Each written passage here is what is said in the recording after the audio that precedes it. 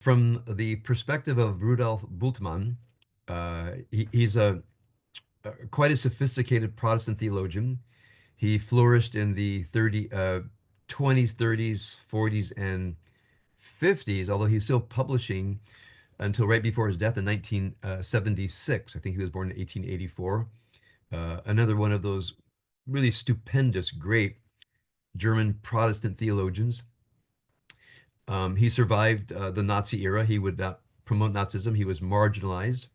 Unlike Martin Heidegger, he did not was not co-opted into the as a professor. You had to profess Nazi ideology to stay a professor. He didn't, as his friend Martin Heidegger. So uh, uh, righteous props to Rudolf Bultmann.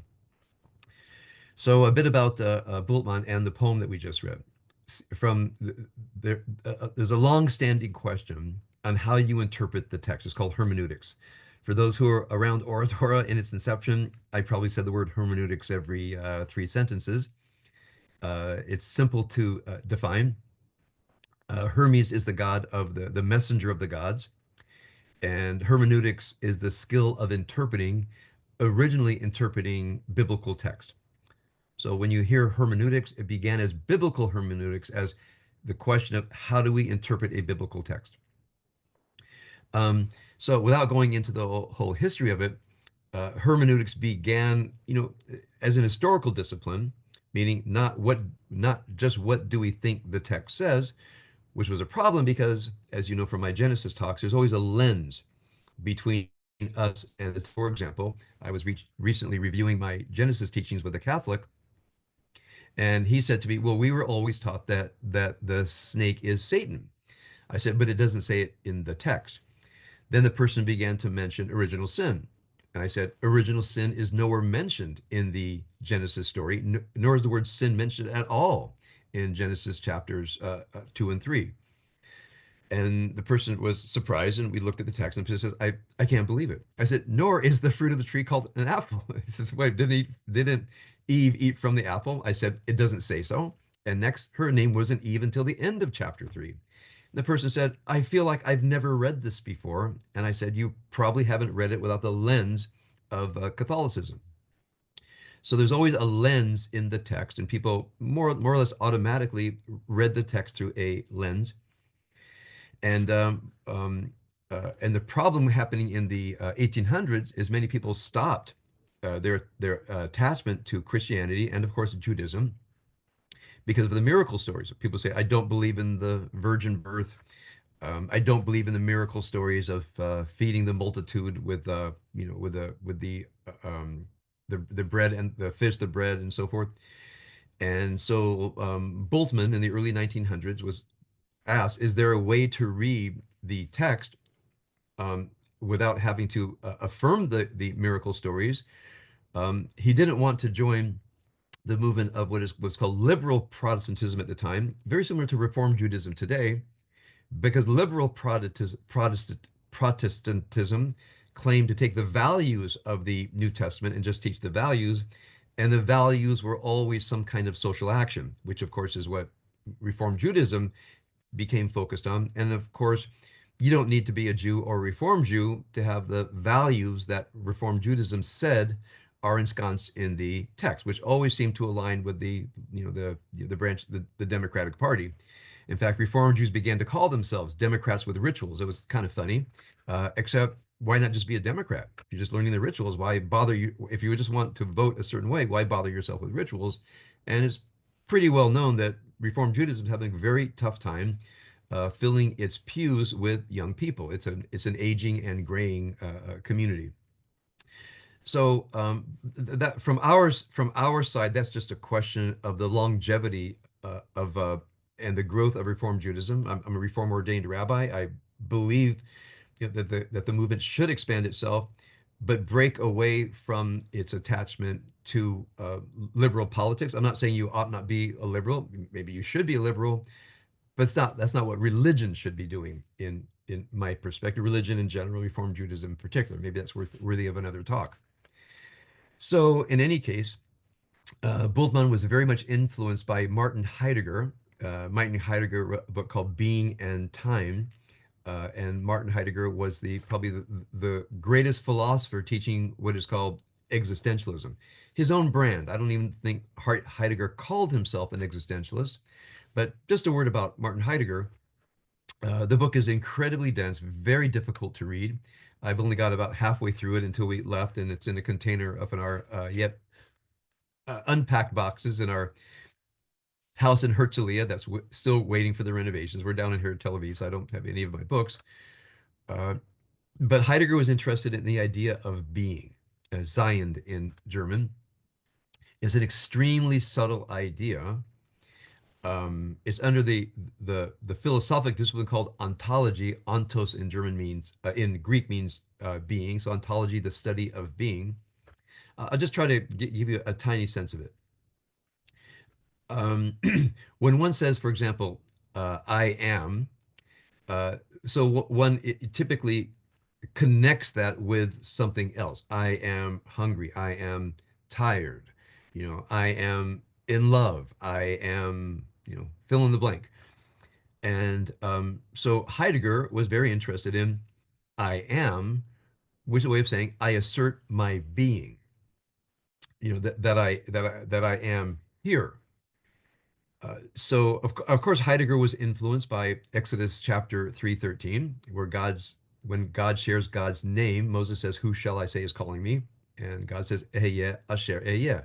I am what I am, or I shall be what I shall be. It's very mysterious. There's hardly any commentaries about that interestingly, because I don't think the rabbis wanted to get into this idea of what it means that God asserts God's being. So now let's just think for a moment. When you say I am with nothing coming next, you are asserting your beingness. This is how Heidegger writes. You're asserting your beingness. Well, what is this thing called being?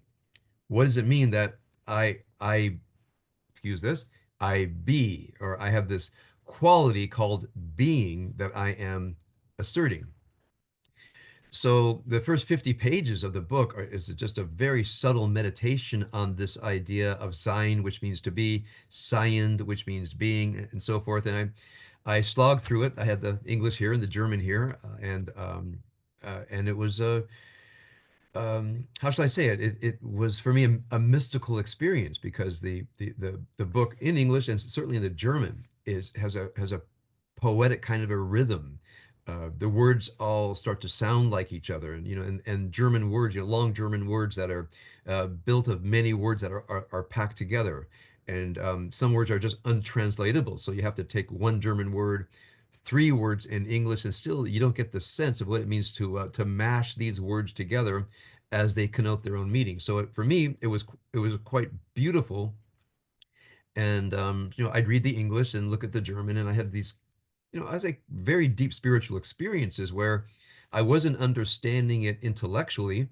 It's as if my reading of it brought it down into where poems are understood. I'll call it a realm of the soul. It was a little bit like studying scripture, where the soul makes sense of it because the mind can't.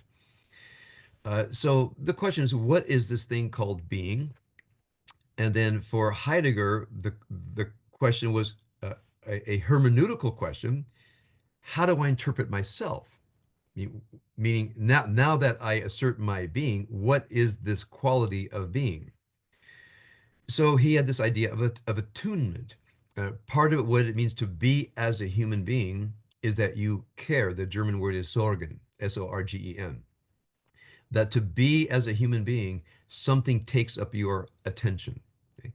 And so that's the minimal part. I am a being that pays attention. Now, these are not the normal things that people think about.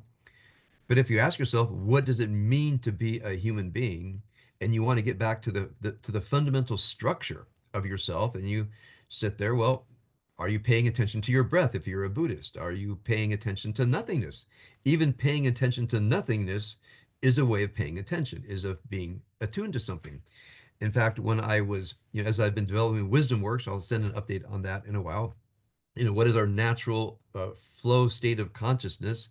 I called it the A state. You may recall that I said the ideal A state, which means the state in which you walk around, you should be aware. Well, this is something of an existentialist Heideggerian idea.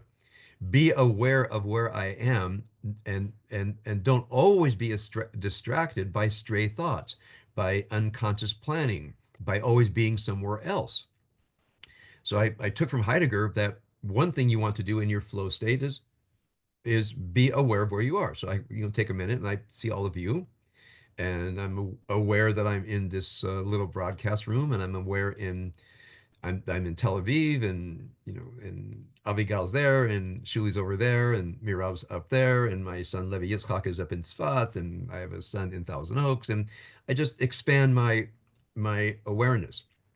The next thing is attuned, meaning at any time in my awareness, I can find myself attuned to something, but being attuned ideally should be conscious.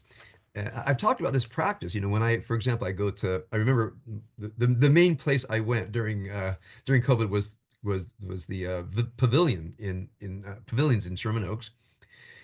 It's the only time I saw people live in person. I remember going, and this idea of being attuned to the store and the people in the store and people walking around. There's these souls ensconced in bodies walking around the store taking care of their things, and the idea of being attuned to other people as beings that have this quality of being going around their businesses. It's a quite mystical spiritual thing to be attuned to the into the beingness of other people.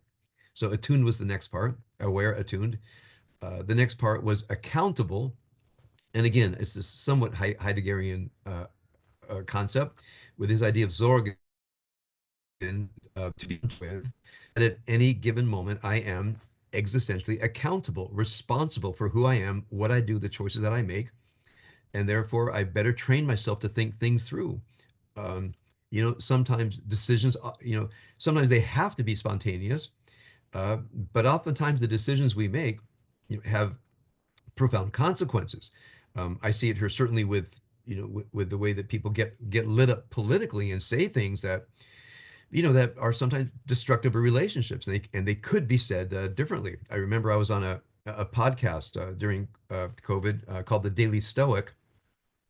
I was brought on because I'd been on another podcast. So this guy Ryan Holiday wanted to take gain some of my wisdom, and he asked me about what I thought about people who wouldn't mask up, and I said or didn't want to get vaccinated. And I said, I don't want to come on your program and judge people. Enough people are doing that, and I don't want to do it because I might have to counsel somebody who decides not to be vaccinated. In fact, I had a few people. It was online, but I saw a few people in person, and I didn't want to have to judge them. He got really upset with me. He said, "Well, I mean, they don't care about other people." Like he said, they're monsters.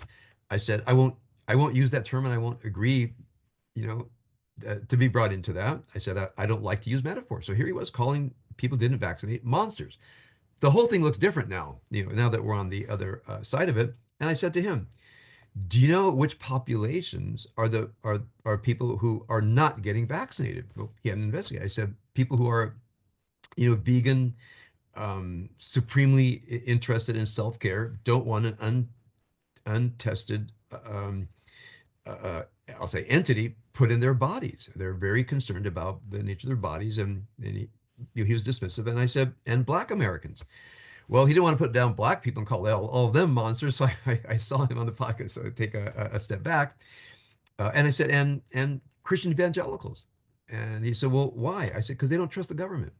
They don't feel the government acts in their interest. So when I'm speaking now, having read Black voices that did not want to be vaccinated, the sense was, we don't trust white government, and we don't trust what they're putting in this.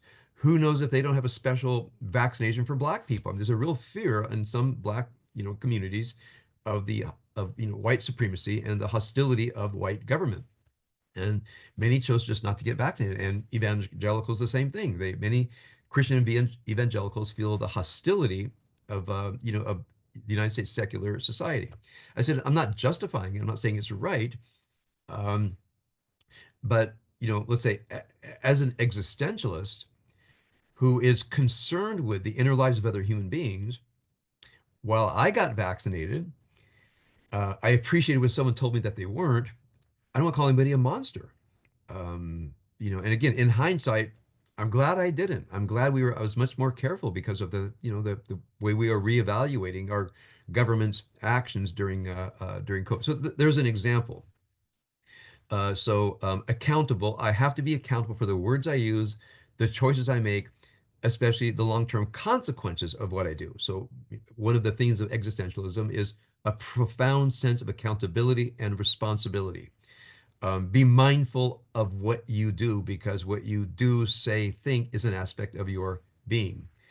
The last part of my four part of what I call the A state, the ideal A state that helps us stay true to ourselves is adaptability. Many people are rigid. They go from one place to another and they bring a kind of rigidity in instead of understanding that part of authenticity is adapting yourself to every given situation because situations have call different parts of us.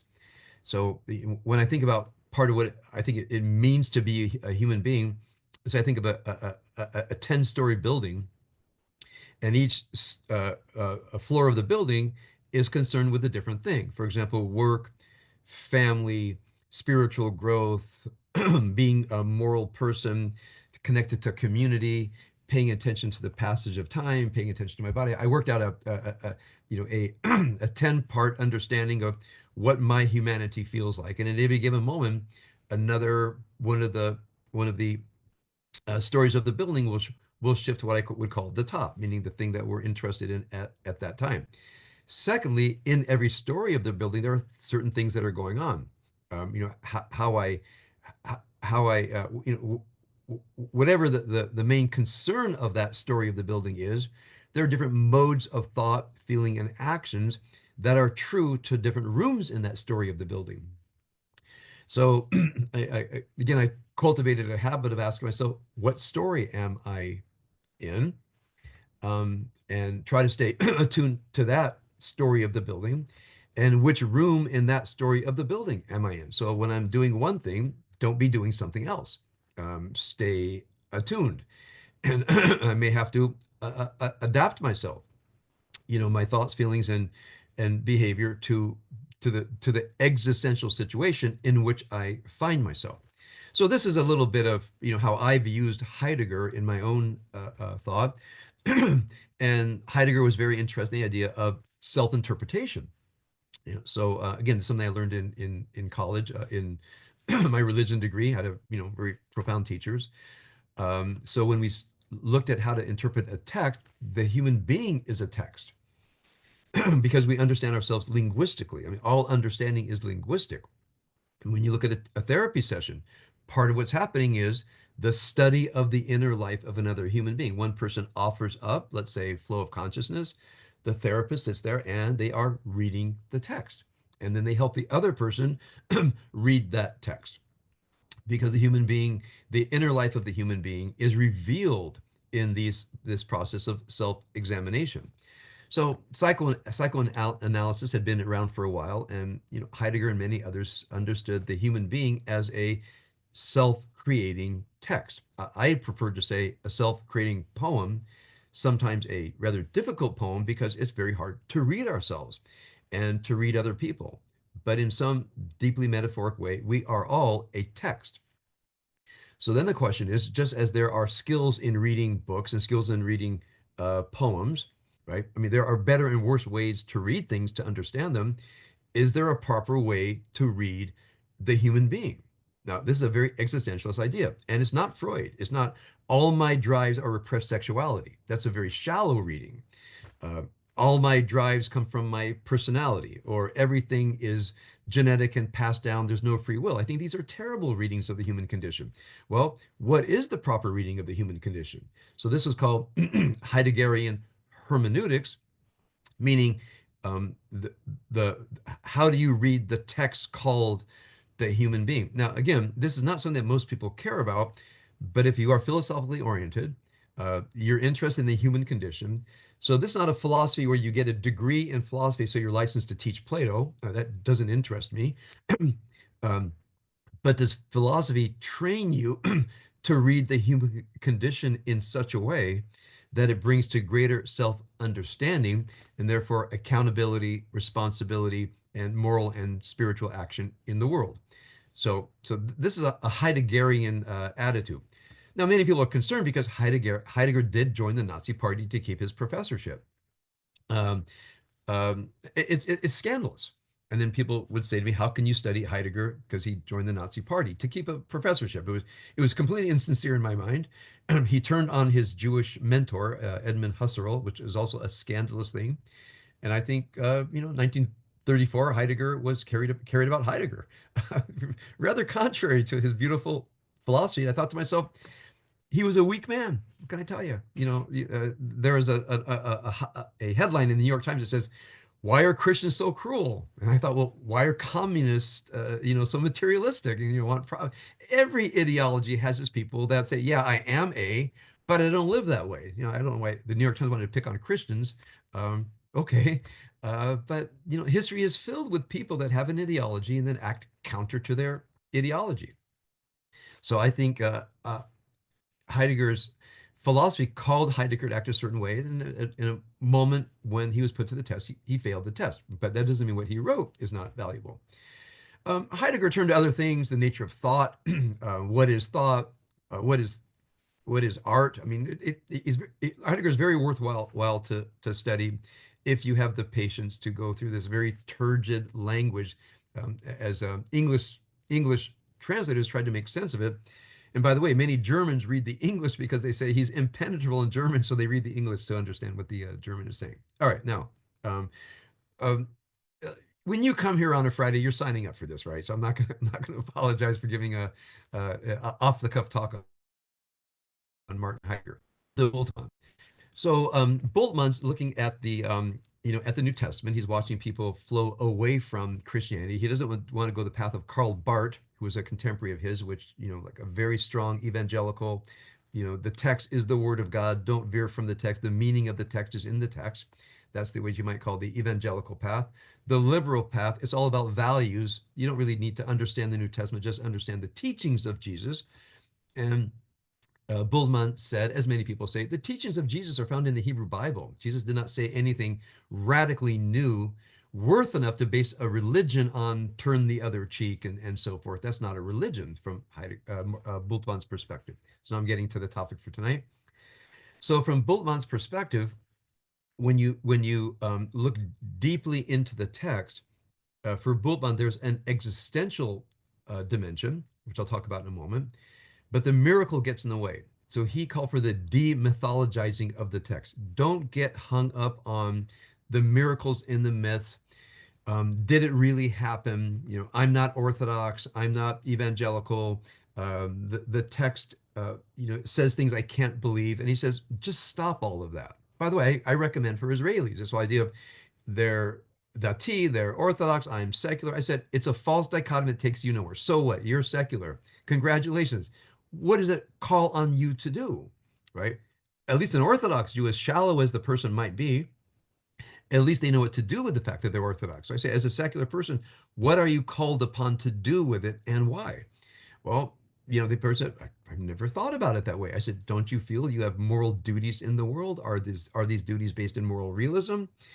Is it to advance your self-interest? Are you utilitarian? The fact that you're secular doesn't tell me anything about you, except in Israel, it's important to say, I'm not Orthodox, but that doesn't tell me anything important, I would say to people, which means this Heideggerian idea of, okay, you're not Orthodox. Is that all you have to say about yourself? Isn't there any more? Are you Jungian? Are you Freudian? Are you something else? And why?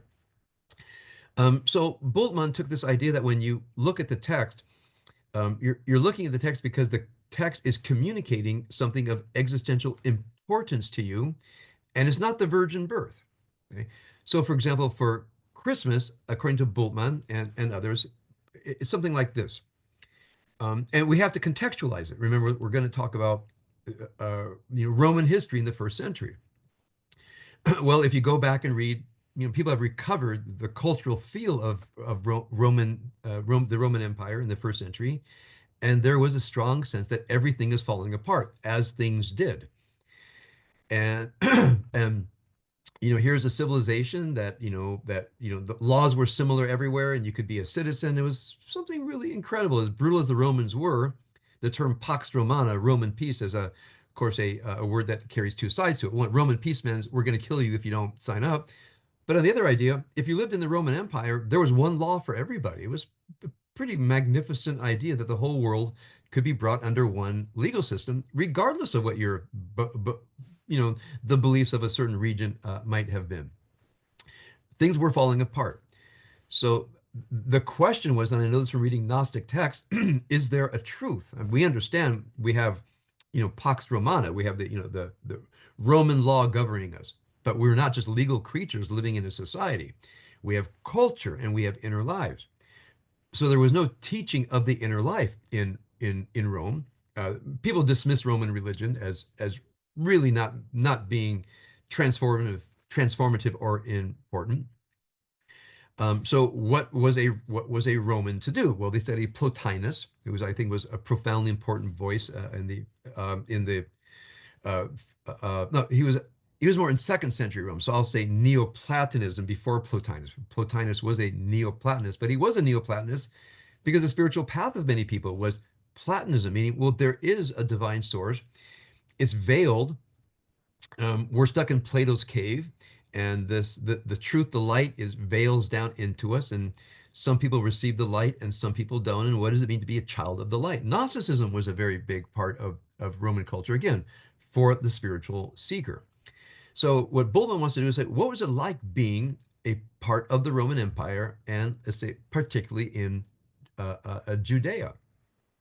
Now, he didn't talk much about first century Judea. That came to later Protestant theologians who wanted to really understand the idea that Jesus was a Jew. That came a little bit later. So getting to the point of, um, is there a source of light in this world, or are we ruled by a regime of darkness? And this is a Gnostic idea. So from his perspective, Christmas is an anti-Gnostic holiday, an anti-Gnostic holiday, meaning something has come into history that promises salvation, redemption, and human transformation. It's as if a fountain suddenly popped up. Now he's looking at ahistorically, as if the ministry of Jesus and the birth of Jesus happened around the same time. But again, he's looking existentially. What does it mean that Christ is born? What did Christ's ministry mean? Christ's ministry was not turning the other cheek. Christ's ministry was salvation is possible. The salve, salvation from the word to heal. Inner healing is possible. So what is the inner healing? It's not a belief. It's, as it were, entering into the embrace of the divine, entering into the love of the divine. The love is offered. But if someone says, I love you, and say, well, that's good information. Thank you for telling me that. That's one response to love. The other response to love is, I love you too. And there's kind of we enter into the love of each other in a mutual way.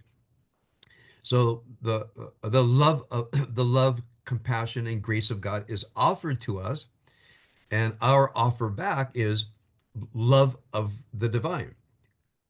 So I'm giving you that now. Much more proceeds from that, but reading Bultmann's hermeneutics of Christianity, which means how he reads Christianity, he says you're not reading a theology. You're not reading little holy man stories about Jesus, which is the first three gospels, Matthew, Mark, and Luke. John is something else. I mean, there's many parts of John I don't like, but I have to say, the Gospel of John is reaching for your soul. Now, Paul, of course, is the most important part of the Bible. I think if I were a Christian, I would pay most attention to the letters of Paul, not to the stories of the first three Gospels. Paul's writing essays, and again, I don't agree with his worldview, but it's compelling. I mean, if you're not going to agree with Paul, you better have something else going on that's better than Pauline theology. So every year around this time I study, one of the Pauline letters, and I have many of you know I have a German Protestant student that I've been studying with for many years. He's a Catholic, but every year around this time we study one of the Pauline letters, and we did it again, and it's really a profound thing to read a Pauline letter, one phrase, one word at a time. So now try to think that religion is not something, well, I am a Christian, I am a Jew, like an identifier, but rather to say, I am a Christian means I'm called upon to enter into this text and allow the text to enter me. And in this being attuned to the text, aware of the text, being adaptable, change your consciousness as you enter this text, and allow yourself to be claimed by the text, and then ask yourself, what does the text require of me? Which means now that I have experienced God's love, like being in love. I mean, I hope you have all felt what it means for someone to love you, for their love to, as it were, to enter into the quality of your being. When you love another person, what it means to love another human being, and the idea that the soul of the universe loves you in that way. Does that change anything? Okay, which led to the title of our Shabbat thought is, um, when a person says, let's say, I am a Christian, my response would be, what does that require of you? Um, so if a person, let's say my wife says, I love you, well, then there's a requirement there. It's just not some knowledge for me. It's a statement of consciousness and a plan of action and a special kind of accountability and being attuned. So just think what it really means when someone says, I love you, what it means to their thoughts, feelings, and behavior. If I say I love you back, something is required of me. So, by the way, so this goes back to the conversation I had with an Israeli who said, I'm not Orthodox. I said, okay, you're secular. It's fine with me. I think I'm kind of a mix, but let me ask you this. An Orthodox Jew, when they say I'm Orthodox, we know what's required of them. Which, yeah, they have halacha. I said, okay, I have some critique of that, but we agree. When you say I'm Chiloni, not Orthodox, I'm secular, is anything required of you? Of course, no, because I'm not required of halacha. I said, but that's not being a human being. There's no human being, if you live consciously and conscientiously, where nothing is. I mean, I look at all of you, and I know some of you well. Some of you are alive, some of you have pictures. Mel, hope you don't mind I'm looking at you because we had so many deep conversations. I remember, Mel, the deep conversations we had years ago when you're a physics teacher, but you realize something else is required of me. If you don't, I mean, you've mentioned this before. I'm a physics teacher, but these kids are suffering. And there are days I don't teach physics. There's the days where you're aware of the suffering in the classroom, you're aware of the suffering of a given student, you're aware that you're the guy at that moment in time, you have an existential conscientiousness that says, I got to stop talking about physics, as interesting as it is, and tend to the suffering of the human being in front of me. I mean, we have many conversations about that. Um, right. So part of it, we say, so let's say, Mel, you would say, well, I'm not religious. Okay, what are you? I'm a physics teacher. Well, you're more than that. What are you? I'm a conscious, attuned human being.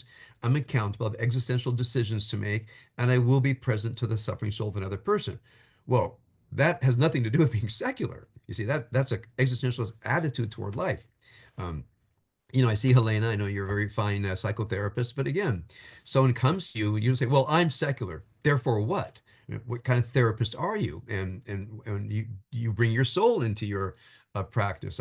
Diane, I'm looking over at you. I know how you have cared for people so deeply your whole life. We've had deep conversations about it, and at some level, you're a healthcare provider, but that's not who you are, because I know how passionately and deeply you care about the people whom you serve. So I just look at you at your names, and I could tell stories about just about every one of you of how you are attuned into to serving human beings. So Heidegger, Bultmann would say, okay, you're a Christian, right? Um, you say, well, I don't believe in the virgin birth. All right, but what about a gift of love to the divine that comes into history at a given time, like a fountain showing up? And then you look at the ministry of Jesus, and you don't say, well, I don't believe he turned the water into wine. That's not important. So don't go to the three gospels, go to John and the letters of Paul. What is required of you? How does this text change you? Well, that's reading the text in a different way. I want to add to you, I studied Bultmann in college and especially in graduate school.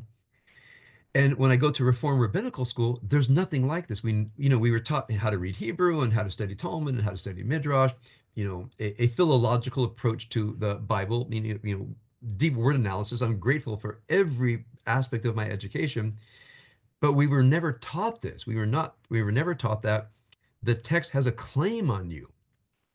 I mean, you can interpret the text in a kind of a cold, distant way, but can you interpret the text as having as communicating a call of the divine? So I've shared oftentimes a mystical experience I once had in preparing for a midrash final. There I was, I really wanted to get it. So the text was more or less memorizing it and memorizing the poetic meanings of it, as was my practice. And I suddenly had a moment where it was a very strange moment where I felt the text was reading me. It's as if I could feel as I was studying the text was studying me. It was a very, very strange, somewhat disturbing, but profound experience that the Bultmann I had studied at USC, was now becoming present in my studying for this test.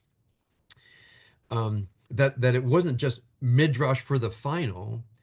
There was something being communicated in the midrash that wanted to claim me.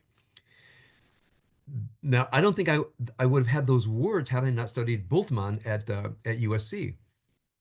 So I went with it. I said, I'm reading the text. The text is reading me. And then, my love of the text, and do deeply, sincerely love the text. Well, the text was communicating its love of me, like saying, I'm so glad you showed up. I'm so glad you love me. I'm so glad you're reading me so carefully. What a great lover you are. You really want to know me. You care about my being. So it was a very strange anthropomorphizing of this moment of the mutual love, because I know I love the text. I know the text loved me. It says, well, I loved you because you showed up, and you care about me so much. And then it ended, and I went and I just sat in, basking in this mystical experience. And not long after the finals, we had a seminar day. I was invited to speak, and I mentioned this, and and people were very generous. They didn't guffaw and so forth, but they're like, okay, so now stop talking. And one professor just said, we don't talk about this, Finley. He said, I've had that experience. I've studied Bultmann, and we need to talk about this more. Thank you so much. And he's a very courageous of you, because people, could have just thought you're kind of wild, wacky spiritual guy, but you're clearly a competent reader of the text. And it was, and nothing went from it. It was not introduced to the curriculum. But I want to share with you that having studied Bultmann's, I'm giving you a tiny part of Bultmann, his understanding of how to read the New Testament, that you don't read it as the other, you read it in a relationship. And in a relationship, especially a loving relationship, there's mutual transformation. So I've taken the Bultmannian idea of every text I study.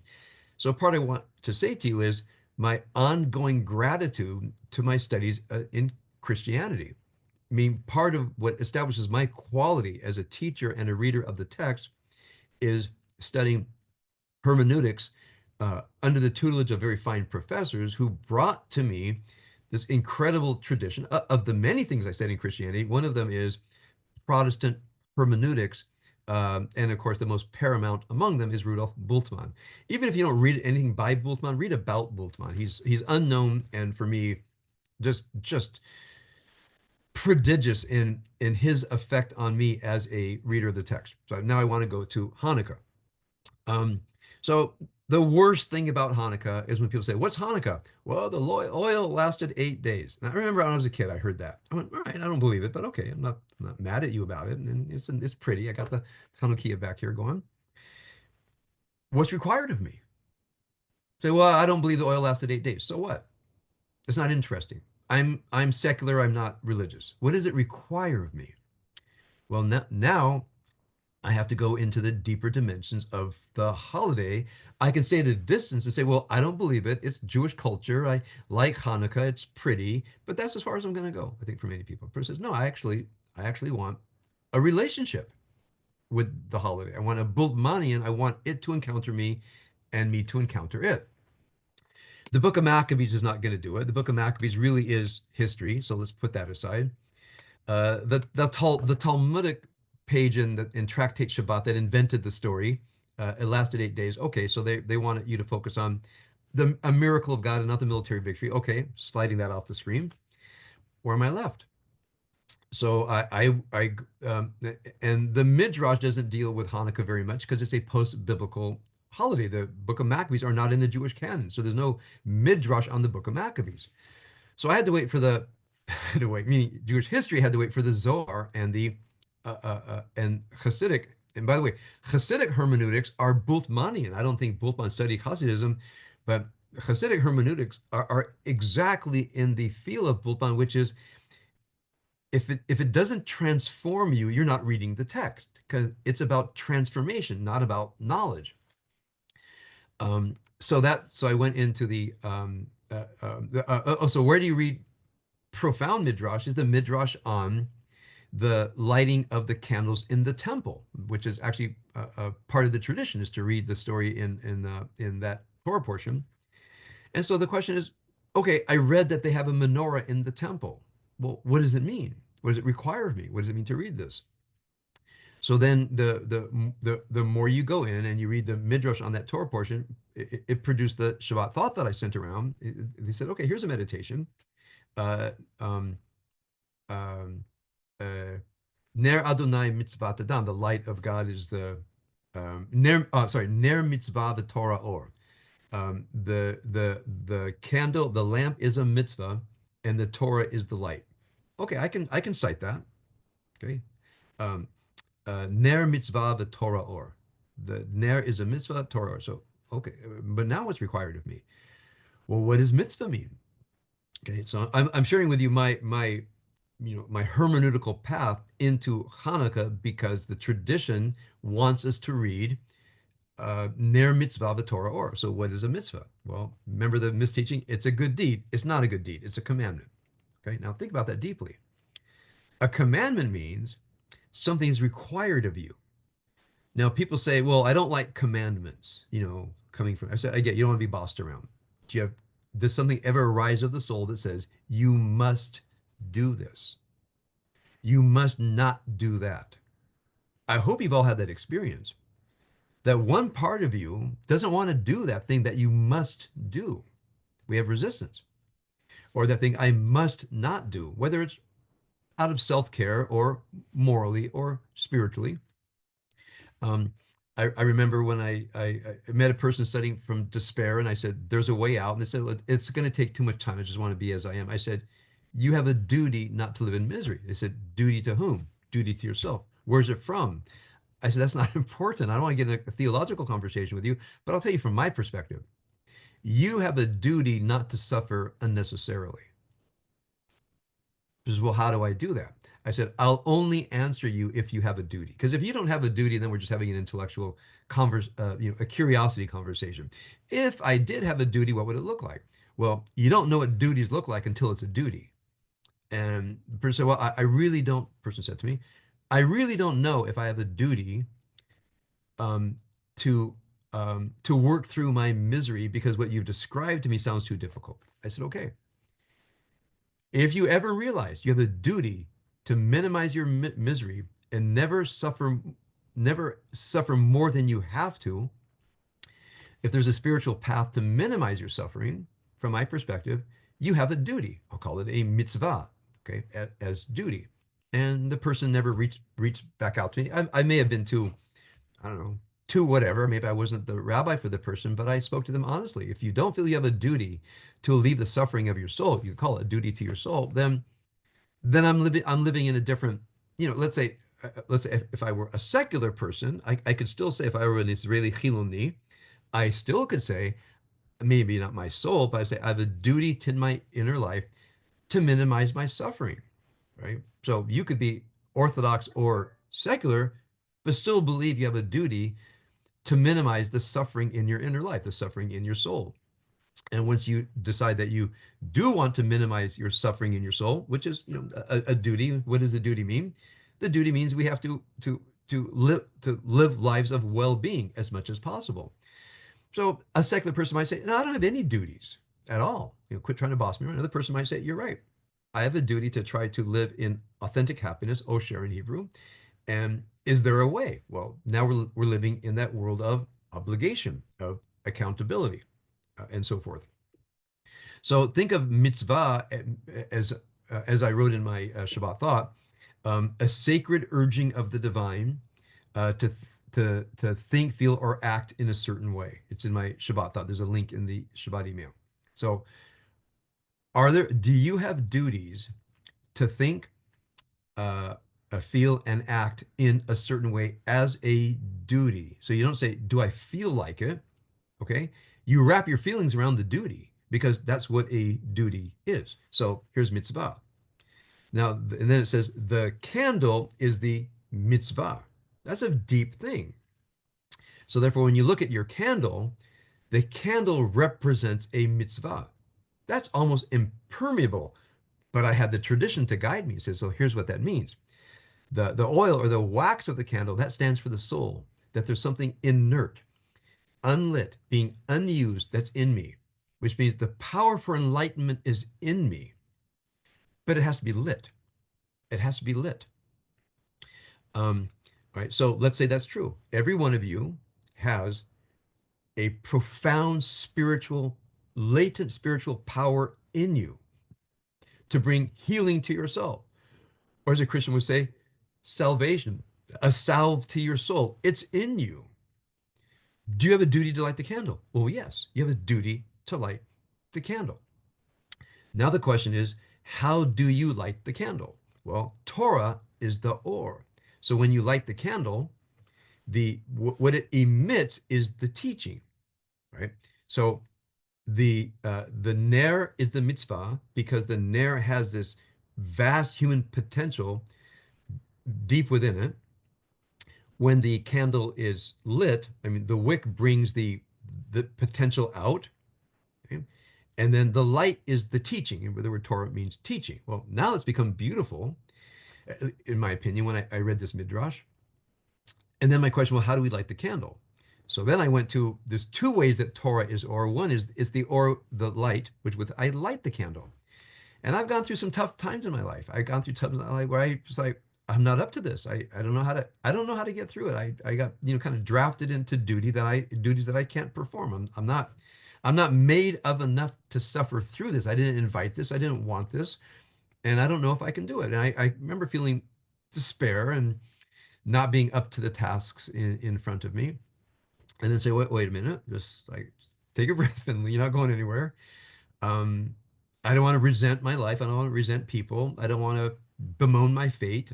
Here I am, and I have a duty, very simple duty: bring light into the world, which means bring light into myself.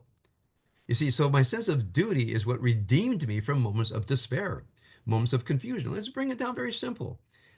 I'm in a dark place, but I have a duty to bring light. I have a duty to bring light to my family, to my community, to the world as much as I can. So duty, in a way, saved me from despair because I have a duty. So I said to myself, okay, I have a duty. I don't know how to do it. I don't know how to do it. I don't know how to light the candle. So what I learned was act as if you're not in despair, right? There's a Torah. Okay, first thing is get up. I'm channeling Sergeant Pepper's here. Get up, get out of bed, run a chrome across my head, just act as if I'm ready for a day that I'm not ready for. Okay, I just I don't want to exercise. Well, just put on this suit up, put the shoes on, sit on the front porch, just suit up and show up. And I sit on the front porch, but I'm not. My Yetzer Hara says, "Don't run." I said, "Don't worry, I'm not running." So I said, "Well, can I walk?" My Yetzer Hara says, "Okay, walk, but don't you dare run." I said, "I'll run, okay." And so I get outside the gate and I say, like, jog for a minute. He goes, okay, jog for a minute, but no sweating. So the whole time I'm negotiating with my Yetzer Hara because I need to light the candle, right? And so the next thing I'm cruising along and the Yetzer Hara says, okay, it feels kind of good, so go ahead, but don't, just don't make a habit of it. I said, I won't, man. I'll talk to you every morning. I'm not gonna, I don't want to go to jujitsu. I'm old and it's gonna hurt. I said, just, go on, suit up and sit next to the wall. And then my Yetzer Hara says, well, you can wrestle with that guy because he's a white belt and he only weighs 130 pounds. So go ahead. And there I would be, like the juices are flowing, and I don't want to study. Well, I look at my watch. My watch says time to do 15 minutes with my Siddur. So if I'm not going to do 15 minutes with my Siddur, I'm going to sit here and figure out why. Because here's the Siddur, right? There's the clock. It's time. So I'm looking at Yetzer Hara says, okay, I got my Siddur. I'm right here. I know there's beautiful stuff here. You're saying don't read it because you're not in it. You can't pay attention. I said, okay, so I'm just going to sit here and say, I don't have the bandwidth. I can't pay attention. I don't feel I can be deep. But I'm not going to pass through my moment with my Siddur. And then I say, can I just read one word? He says, okay, I'll let you read one word, but don't like don't make a habit of it. I said, okay, I'm just going to read one word. So, okay, angel, shalom aleichem, malachi hashara, peace unto you, ministering angels. And Yitzhak says, okay, tell me what it means. Because he doesn't like to admit that he doesn't know anything. I said, okay, so, right. And that's it. Just all I do is Shalom Aleichem, Malachi Asharet. That's it. That's all. That's my whole Siddur experience for the day. So as you know, I've talked about enough. I'm in a constant conversation with my Yetzirah says, despair, nihilism, there's no way through this. And I say, yeah, but look at the clock. I have a mitzvah to do. I have a duty. And so I think much of my adult life has been negotiating with my Yetzirah that says, just go down to the kind of lowest level of consciousness possible, takes the least effort. Like, be a Buddhist. There's nothing. I don't believe in anything because there isn't anything to believe in. I don't even exist.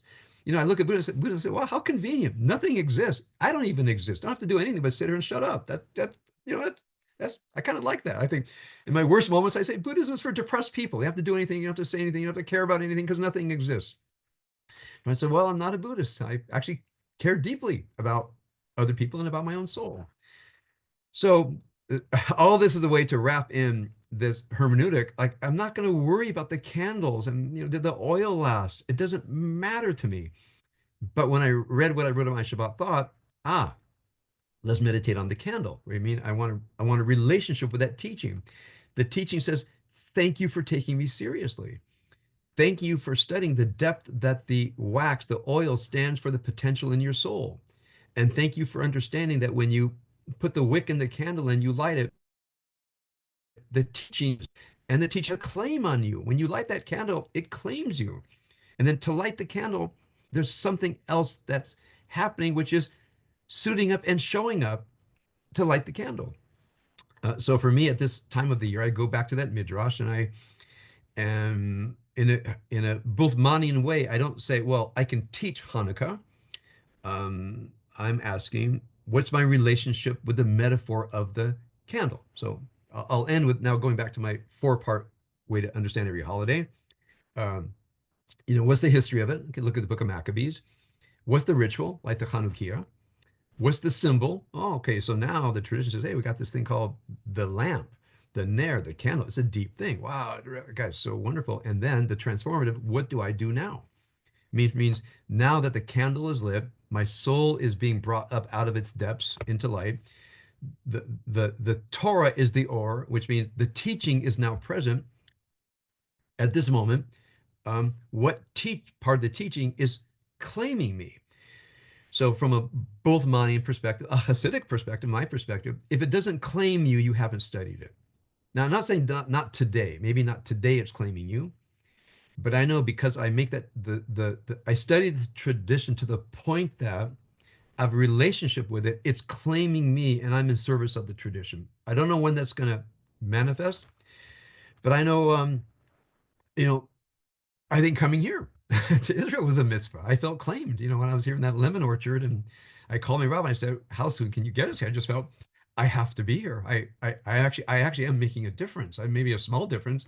I picked a crate of lemons. At least I did that. And then, all right. So let me finish with the conversation I had with somebody. The person says, "I'm not Orthodox. You teach spirituality. I'm a kind of a quasi-Buddhist. What can you teach me?" And so I said, "So where's your suffering? I want to give you 2 minutes of this." And I said, "So where's your suffering?" She says, "What do you mean?" I said, "Well, the main ways of suffering are anger and depression. Anger is somebody else is causing you suffering, so you're angry at them. So your connection is anger, which is a toxin of the soul. I mean, we have it, but we're not supposed to accept it, and we got to work it through." And I said, "Another response to life is depression, which means I'm helpless. I'm not effective. I can't change other people. I can't change myself. So I depress." And she says, "Well, I'm not angry or depressed." I thought to myself, "Yeah, but you're lying." But I didn't say that. I said, "Okay, so yeah, that's not your thing." She says, "Okay, what?" Like I said, there's 5 questions. She says, "Okay, I'm not angry or depressed. What's your next question?" And I said, well, what do you want for yourself? The person says, okay, that's my problem. I said, what is it? She says to me, ini teshukah. Now, shukah is like a longing, but spiritual desire, like spirit, like I don't have any spiritual longing. And then I said, may I offer you a thought? I said, I think that's one reason you're attracted to Buddhism, because Buddhism says you don't have to have spiritual longing because nothing exists. I said, what if you have a duty to pay attention to the spiritual longings within you? I said, I think you are spiritually longing, but why don't you say it? She says to me, I don't think it's possible.